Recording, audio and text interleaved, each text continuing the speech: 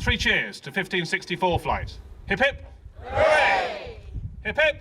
Hooray! Hip hip. Hooray! Well done. The end of an era. It was March this year when the Falkland Islands said goodbye to the dear old Sea King after 34 years of saving lives.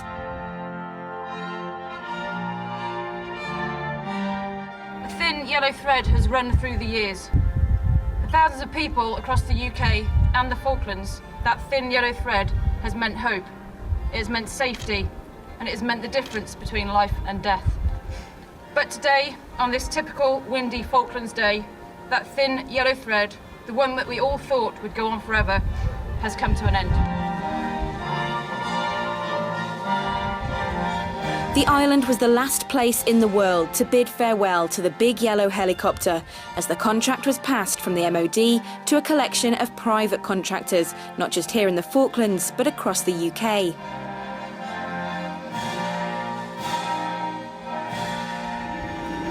So this is it. Can you come? Thank you.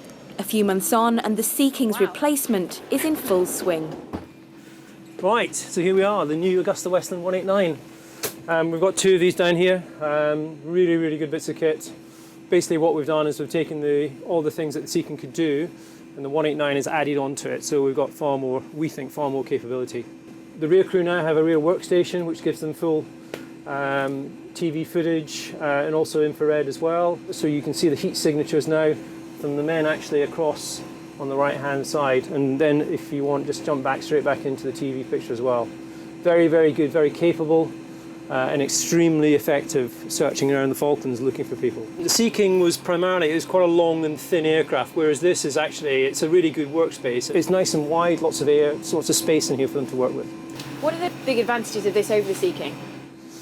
I think it's taken the technology level to the next, the Sea King was an extremely capable aircraft. I flew it for a few years.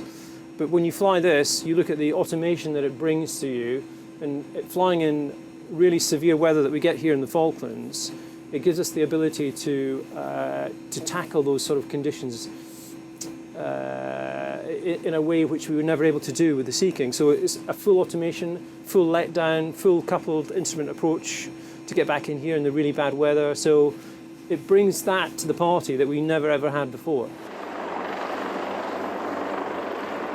Tell me about the team itself, because quite big boots to fill. Was that quite nerve-wracking? Yeah, it is. We, AAR as a company, are American-based. We work with BIH and ARS, British International, and Air Rescue Services.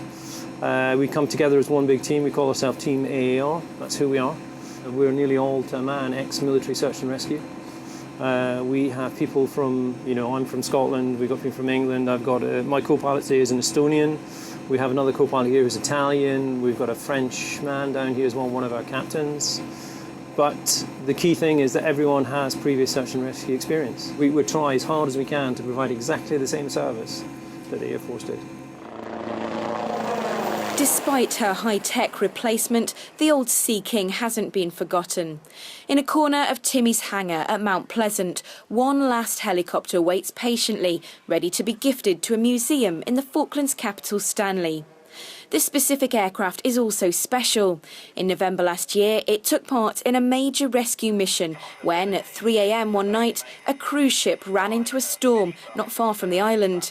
It caught fire and began careering towards the rocks. With potential for you to assist, be covered left one and forward. The Sea King was scrambled and played her part as the military proceeded to rescue every one of the 347 souls on board.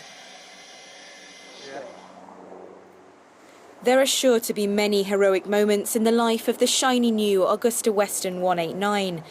And no doubt, eventually, the islanders will get used to seeing its red, white and blue flash across the skies, although few will forget the big yellow forefather that the islanders held so dear. Hannah King, Forces News, in the Falklands.